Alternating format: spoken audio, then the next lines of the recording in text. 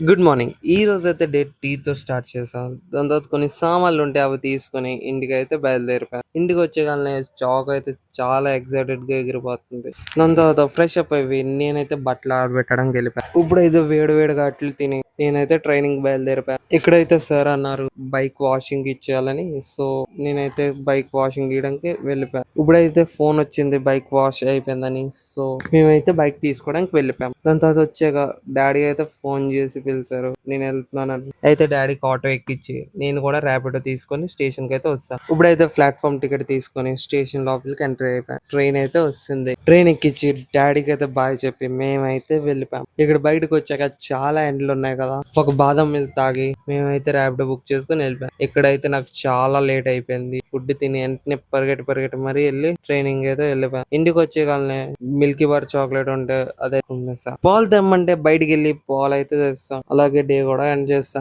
Good night.